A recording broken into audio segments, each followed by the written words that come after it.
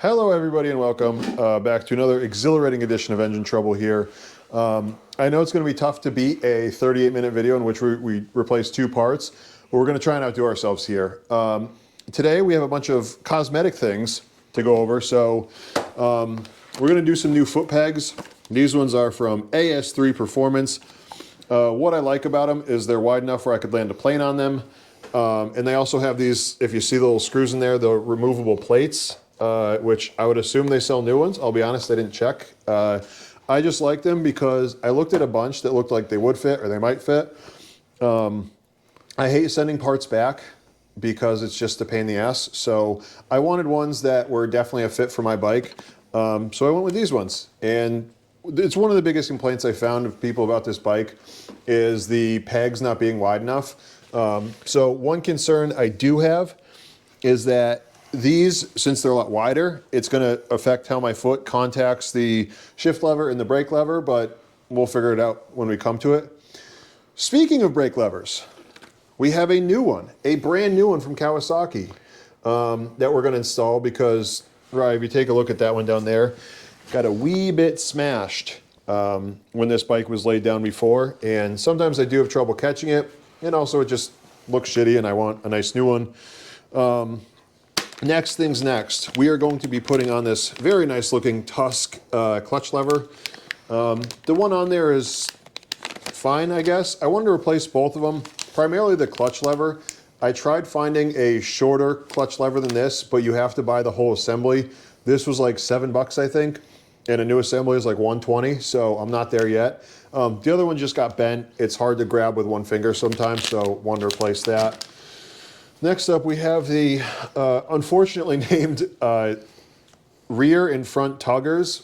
I wish they had named it anything else. I just don't. It's not tugger. I mean, you could have called it grabber. I would have preferred that. I'm sure I could brainstorm a few other ones. Clearly, they won't be sponsoring our video because they won't like my criticisms. So we have this one that goes on your rear fender back here because I have burned my hand, and I think I have less clearance now when I grab that. It's pretty easy to get your knuckles on that. And two, we're doing enduro riding, so it's helpful to have that kind of thing. And then we also have, there that goes, the front tugger. Again, I'm just not a fan of that name. But it'll work great to grab the bike, not tug it. And we also have these color-matched Enduro Engineering barkbusters, which we did have to drill out here. We'll show you why when we're doing it. It just didn't line up with the handlebars change thickness, and the clamps weren't going to work unless we did that. Finally, we have, from what my brother tells me, the latest and greatest in grips. Rye, if you want to say a word or two about this, because I kind of understand the concept, but I don't understand exactly what makes them so great. So the ODI grips, for anybody who's been riding for a while, and you've done the old style, maybe you're old school and you like to do the glue and the safety wire thing, that's cool if that's your thing. I just think that the ODI setup is pretty slick, and it makes it pretty easy to change them out when, you know, if you wear through. For me, I wear through them pretty quick. So it's just a really nice way to refresh your grips, and it's relatively inexpensive. So enough said. Now, a couple things. These are the EMIG version 2.0. But on the back, excitingly, I'll have you know, it says version 2.1 lock-on grip system. So guys, what we're talking here is knockout ends easily to accommodate full wrap handguards, which we'll be doing. We don't know how to do that yet. Fits 2-stroke and 4-stroke. That's good, because we have one of those. And a tall waffle pattern. Rye, you've heard me go on at length about how I hate a shallow waffle pattern. I'm looking for Belgian waffle grips, and these are the Belgian waffles of grips. Yeah, not Waffle House hash browns. No, not Waffle House hash browns. These are Belgian waffle grips. It's here in the packaging. I can't show you because it's too small writing. It says it. And I think that's about it. So we just finished all the hand controls that we were doing. So we did the grips. I'll start with those. One thing to know, I pronounced it incorrectly last time. My brother was kind enough to correct me that Emig is the last name of a racer from the, what was it, Jeremy McGrath era? Right, yeah, the late 90s into the 2000s. Okay. And And so it's not EMIG, as I think I said, it is EMIG, and he's the one that makes these grips. My brother had told me these were easy to install. I didn't realize how ridiculously easy they are to install. The tube just slides on and you tighten it, and that's it. One thing we did have to do is we cut the plugs out of the ends. They have a video on this. You can just look it up. You just score around the end of the grip and knock it out with, we use like a screwdriver. So then you can get the barkbusters that we put on here. The only thing with this, for the cam that you're going to use on the throttle, when you take it off, they give you a bunch. You just match up whatever you're using. We found one, it was an exact replica, and you just slap that on there. For the barkbusters, so these are aftermarket bars, and they taper, they get thicker where they actually mount to the bike. And so we had to modify this bar that goes around, you know, your actual barkbustery bit.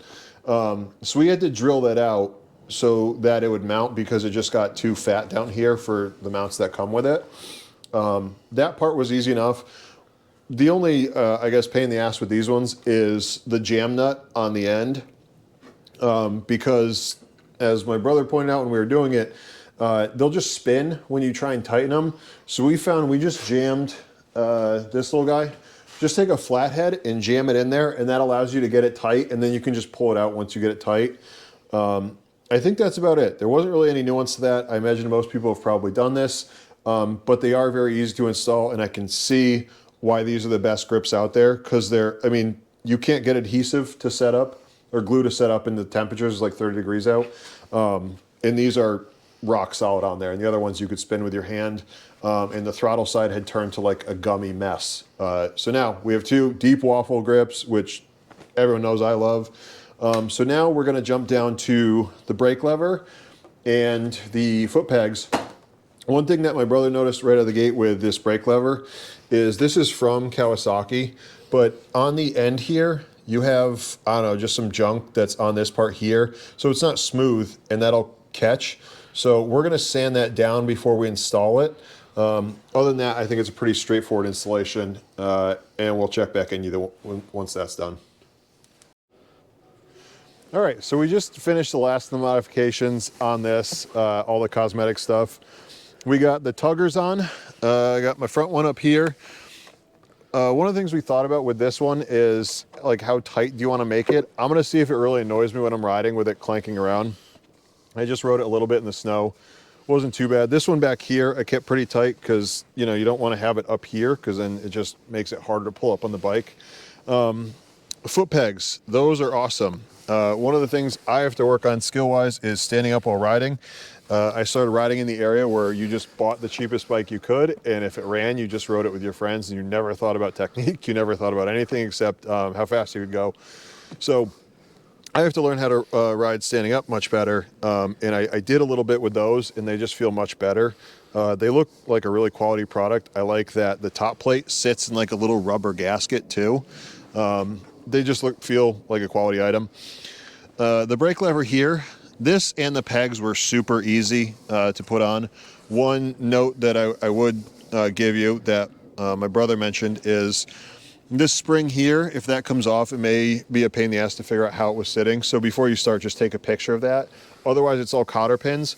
The only other thing to note on this bike in particular, I don't know about other bikes, when we did this was easy enough to come off, but there's two bolts here. So this bolt goes to the front, and then there's one that goes through the back. You can't get the brake lever off with this in place. So what you can do is you just take out this front bolt, and then you can loosen this one, which is on the backside, and just rotate this down. You don't have to take it all the way off. You can just rotate that down, take this off, pop the new one on, and then tighten these back in place. Otherwise, we're good. We had to take it for a rip out here in the snow. We're thinking we might stud some tires and try and do some riding out here and see how that goes. So keep an eye out for that. And then I think that's about it. I think that's all we're doing today. We'll be bringing you some, hopefully, if the snow doesn't melt, some snow riding videos soon. Otherwise, it'll just be riding videos. Oh, also, I gave you a thumbs up. Maybe give me one.